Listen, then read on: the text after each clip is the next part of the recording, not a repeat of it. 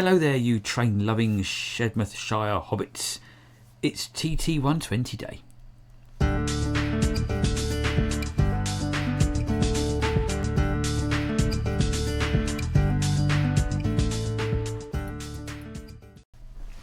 Okie dokie, welcome back to the shed.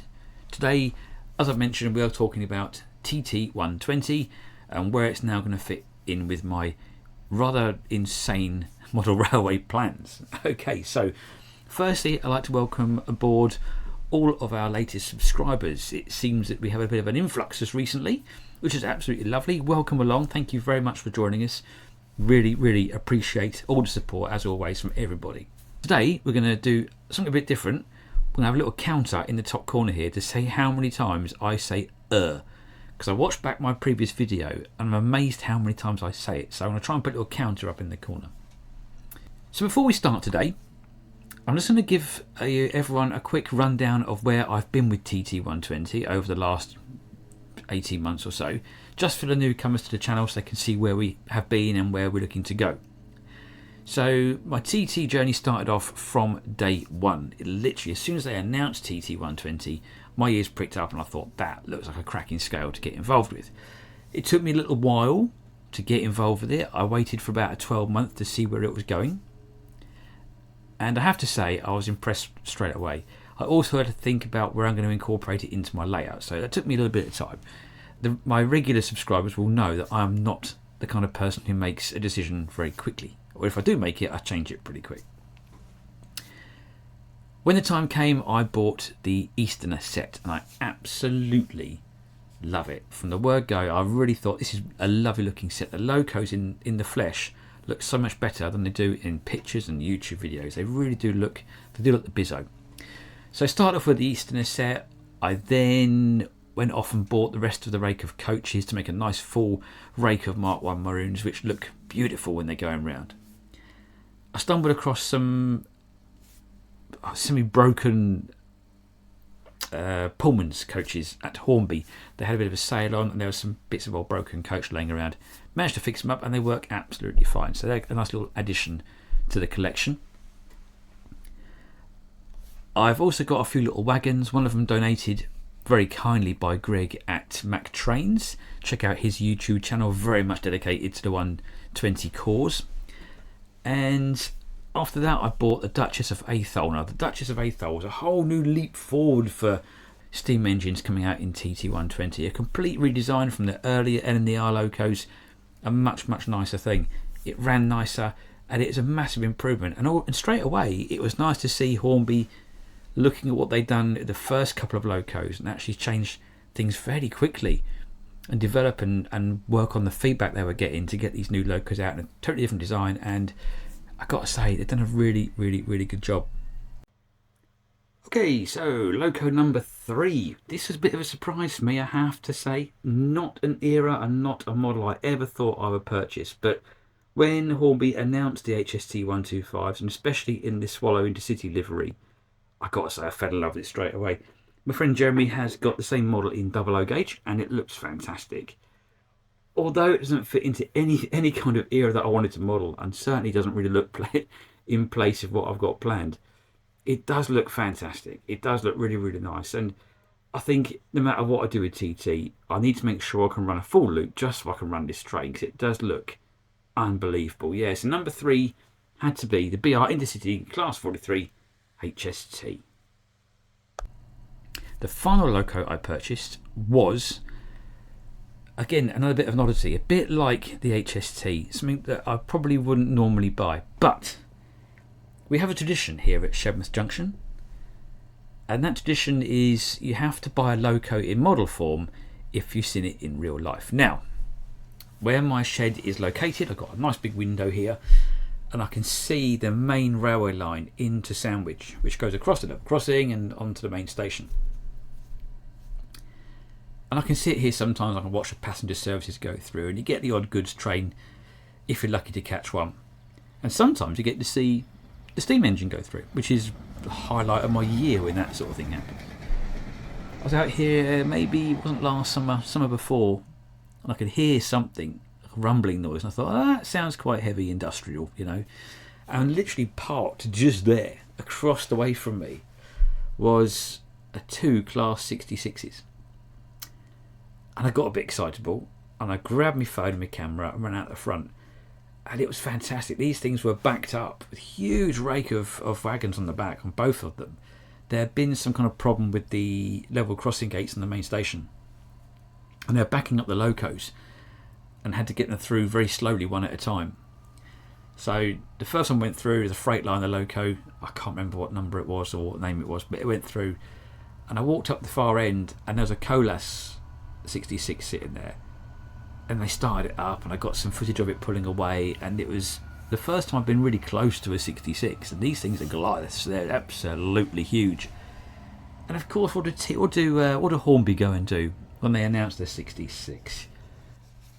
They go and make the model of the one that's at the front of the house. So in true Shedmouth fashion and true Shedmouth style, if you've seen it, you got to buy it. So again, not something I plan to use on my layout as a theme or an era, but it is cool when you buy the model of something you've actually seen. It is kind of a little bit special. But yeah, so that had to be purchased, whether I liked it or not. I had no choice. My hands were tied. I was forced into the decision. And I'm actually really pleased with it. It does look really, really beautiful. So, not my favourite livery in the world, but it's nice. I like it. I really, really like it. So let's put that up on the shelf there for a little while before I knock it over and it breaks. Okay. So that's where I am at the moment with rolling stock and Locos. In terms of layouts, my regular viewers will know that I did have TT120 on the shelf up here next to the 00. My plan was to try and create some kind of depth of field or some kind of perspective with the TT120 in the background and the 00 closer to the edge of the shelf. It kind of worked and it kind of didn't. So if you go back through my video archives, you will see the interesting, shall we say, issues I had with sound transfer through the coaches to the tracks, to the baseboards, which amplified into the shed really loudly, and how I got over that problem. So feel free to jump back and have a look at that.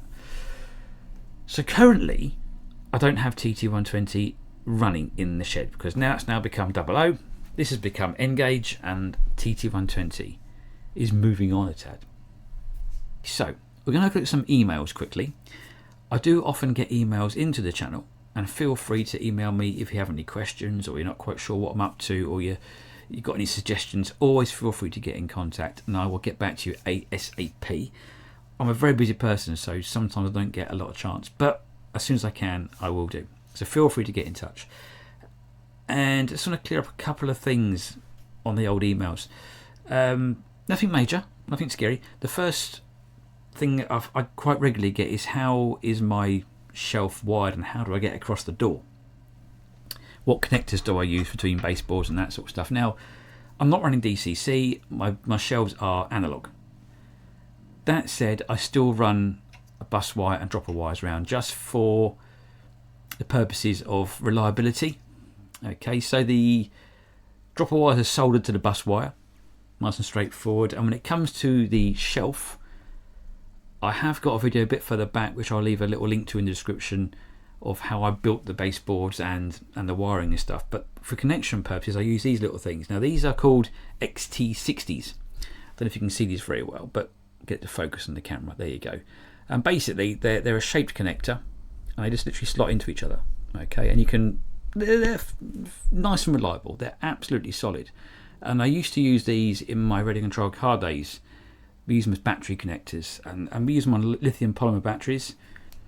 When you're racing model cars, they take a heck of a beating, around a racetrack for 5 minutes, and they have to put up with a lot of power going through them. So they have to be beefy and substantial, and they're not overly heavy. Okay, so they're great for connecting things up, especially baseboards. Just plug them together. When you want to pull them apart, just pull them apart. Dead simple. So that's the first thing. The wiring on my layout is pretty standard, pretty much like I guess you'd wire a DCC layout, I guess, just with one bus wire around the whole lot, and then dropper wires fed down from the tracks. Another thing I get asked quite a lot, and I'm probably not the best guy to ask with this because my experience is quite limited, I suppose, and that is it's mainly about TT, because I've been into TT since it came out, and I get asked every so often is, what do I think of TT?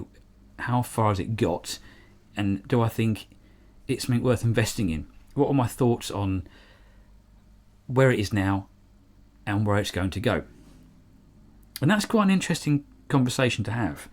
Like I say, I'm probably not the best qualified to answer that, but my opinions are the fact that I think Hornby have done incredibly well with a completely new scale. I think they've done a very, very good job, especially against so much hatred towards the new scale. Hatred which I don't understand in its entirety. In the short amount of time they've had it on the market, I think the models are fantastic. They've got quite a nice range at the moment, and it's constantly growing. And I think if you'd said to them at the very start they'd be in the position that they're in now, I think they'd be quite happy with that. And I think as punters, as customers, we should be happy with where it is. It was never, I've said it before, it's never ever going to be an overnight thing. It was always going to be years and years to get a full range of everything. There's no way they can cater for every region to be modelled in such a short amount of time. There's no way they can get certain locos out, certain rolling stock. It all takes time to design and build. So I understand people are frustrated there's not enough, and I understand the frustrations that the region they want to have or the era they want to have isn't currently modelled. But there's no reason to call it a bad scale or the hate that goes with that. You know, it's rubbish because I don't do the ones that I want. That's not the case, is it? The models are brilliant. They work really, really well. There's been a few teething issues, but that's being sorted out as we go along. It can only get better, and it's still very young. So if you hate it for that reason, that they don't do what you want, that's not a reason to hate the model or the scale. It's just a reason not to buy into it right now. And they're two different things.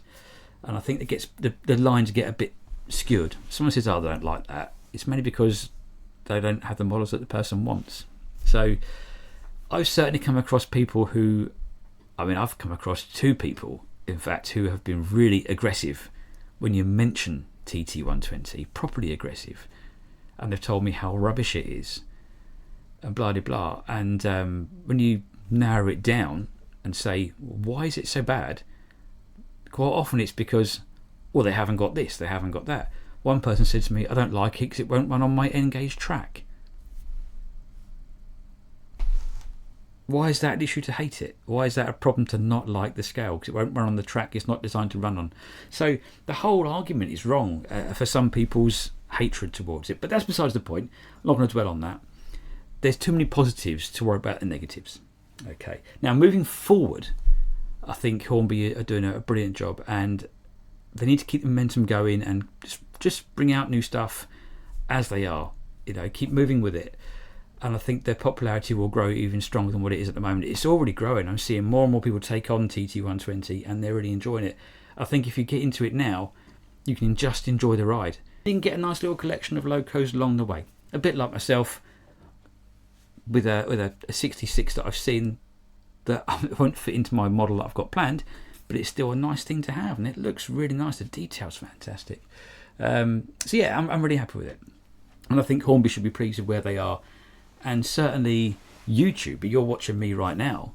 I think you're mad, by the way. What the hell are you watching me for? But there's it's inspired a whole load of new YouTubers to come along and talk about their models. At the end of the day, it's model railways. Doesn't matter what scale you're running, it's still model railways. It's still the same hobby. Okay, so really I think that kind of covers where I think Hornby have what I think they've done so far is good, and I think it can only get better as time goes on. Okay. So it really kind of covers the few questions that have been going on my emails. So let's look a bit closer at what my plans are. Okay, so now I've had my little run around, and I still want to keep a run around element to my layout because I've got locos like the HST. I've got big long rakes of coaches for my steam engine. So I need a layout that I can let those locos really stretch their legs and have some fun with. And so I have mentioned numerous times about my want to model Tenderden Station on the Kent and East Sussex Railway. And as soon as Hornby, a few months ago, released to the world that they're going to be making Terrier locos, that was my green light, bing, to build Tenderden Station, because the Kent and East Sussex Railway is famed for running Terrier Locos. So that was my green light to think, right, that's it, we're going to go with it. We're going to build Tenderden Station in TT 120 for my main layout. And so, without further ado, I went straight onto Scarm, and I'll show you what I've done so far. Now, if you're not so if you're not aware of the Kent and East Sussex Railway, have a little look. It's a lovely little heritage railway. It's down the road from me. I say down the road, about an hour's drive, around that kind of area. But it's really, really nice. And the station itself that I am looking to model, Tenderden, it's kind of a dead end, if you like. The terminus to the line. And that's what I've had to try and work around, because I want to run locos in a continuous loop. It's trying to model it accurately so you can recognise it as Tenderden Station, but at the same time allow me to run locos and full trains. Okay, so here we go. This is the Tenderden layout. So, looking at this, I'll put a photograph up of the real aerial view of Tenderden Station. And you'll notice that on mine, I have got an extra clump of trees to the left and a clump of trees to the far right. Now, in reality, those don't exist. But on my layout, they're going to have to, because that is where I'm going to try and hide the tracks to take the railway line around the shed. It should be fairly hidden, but I think that's the only way I can do Tenderden Station and still have a tail chaser. Okay, the rest of it, try and get as accurate to Tenderden as I possibly can. And if I go to the 3D view, you'll be able to see it slightly better. Okay, so it's nothing too scary, nothing too complex, I don't think. It all looks fairly straightforward. Now what I'm going to try and do here is kind of zoom in a bit and then compare it to a photograph. Now you'll notice that I don't have a station in here, when in fact there actually is a station. And the reason being is, with Scarm, you've only got a certain amount of bits before you've got to start paying, and I'm way too tight to start paying. If I'm spending money on Scarm, I could be buying something for the railway. So, and now I've got 3 to build it. Every penny kind of counts. So yes, you can't see the platform there. It's not on there because I've run out of parts on the computer program. Okay, but I think roughly speaking, the idea is pretty much solid in terms of track layout. In terms of powering the layout, this is going to be the interesting part, because again, I've only ever run analog on my 00 line, and my previous TT line was analog. The end gauge is going to be analog. But this week, I got to have a little play with a proper layout, which had DCC or 00 layout with sound and everything. And I've got to say, oh my God, I was impressed. It was really, really good.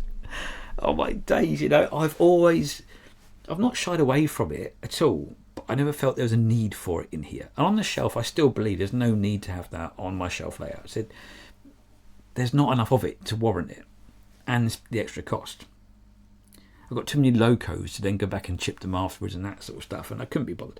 However, with this, I can see an advantage. It's going to be a lot lower down in the shed, waist height when I'm sitting here, and I can operate it from down here if I wanted to, or like I normally do, sit out here, watch the trains go by. But I liked the sound. I actually quite enjoyed that, and I'm really surprised because I've never seen a loco running with sound before, only on YouTube videos. And on videos, can I be really honest, and no offence to anyone here, I always felt that sound on locos reminded me of a children's toy that you give them at Christmas to annoy the parents. You know, when you get your first child and some smart Alec in the family goes, here's a drum kit. The noisy toys are the worst. And that's what it always felt like. The noisy trains would have been like, in my head they were like, oh, children's toys. Having seen it work, I'm happy to eat humble pie. Genuinely am. It was really, really good.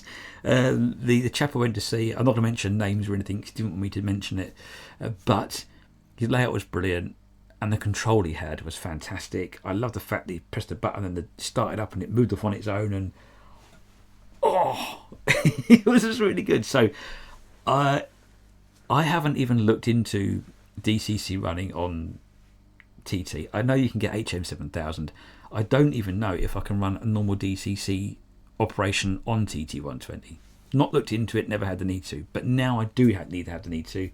I need to find out, because I think I want to run this DCC and if it's possible, with sound. I don't know if it is possible, but that's something I need to look at. So watch out Chris at Peachy TT120, and watch out Greg at Mac Trains, because I'm going to be badgering you guys for knowledge. Okay, so if I can avoid the HM7000, it might sound silly, but I think I'd like to go a different route, because I've mentioned before I'm not a person that likes Apple products for my own reasons. I don't have any, and I believe that HM7000 is far more reliable on Apple software. So for that reason alone, I don't want to have unreliability. So I am looking at running, if I can, if it's even possible, I don't know yet, a standard DCC on this layout. But that's all for the future. I've not even got baseboards built or anything yet, so we're looking at a fair way in the future. So I think that's covered everything. We've covered where I've been with TT, what rolling stock I've got, what Locos I've got, my thoughts on TT, where it is, the plan of my new layout. One thing I do want to mention before you all go, looking at the counter, doesn't look too bad at the moment compared to the last video. One thing I want to mention, if you are thinking of getting into TT120, check out the modelcentre.com. The TMC. These guys, certainly since Chris has started working for them, have had quite an influence on TT120, I do believe. I think because Chris is an amazing modeler and he has an amazing layout and he's full of enthusiasm for TT120. I think that's definitely rubbed off in the TMC's department, shall we say. Now, they are doing amazing bundles at the moment, and if you can get in quick, go for it, because I wish I had some money left over. Duchess Locos with 6 coaches for $229.99. That is 47% off. 6 coaches and a Loco for $229. That's incredible, especially when the Loco itself is probably 160 quid in retail money. So that's a lot of Loco and a lot of coach for your money. If I had some money, oh my god, I'd have bought that in a heartbeat. The reason I haven't is that I'm trying to save up to get myself one of those static grass applicators. I need to get hold of, I think it's WWC Nix. I think that seems to be the way forward. I've been looking at their videos recently. As and when I can afford something, I will get hold of them. I'd love to, have a go at doing the static grass. I've got plenty of area to do it and do videos on that and that sort of stuff. But that's by the by. This is an amazing deal. And if you get to have a look at that, and if you are going into TT, grab a bundle while you can. They do also coach bundles, so I think it's like 6 coaches or something like that for 99 quid, something like that, which is again a bargain. But there you go, that's it. So that's where we are with TT. Sorry I've bored you with that one a little bit today, but I had lots to go through. I think that kind of covers all the 3 scales that I want to work on and the 3 layouts that I'm doing. There is a 4th layout which is sitting down here. I'll come to that in another video. I can't do that tonight. But yeah, so I'm actually running 4 layouts at the moment. My god, I must be mad. Anyway, right, so on that note, thank you for joining me for this one. It's always been so long or long-winded. Again, anything you're not quite sure of, what I'm up to, if you want to ask any questions or have any suggestions, please feel free to get in touch with the old emails, or just drop a comment below, and I'll obviously get back to you in due course. In the meantime, take care of yourselves. Thank you very much for tuning in, and thankfully the counter hasn't been too high tonight. Happy days. Right, see you on the next one. Thank you. Bye bye.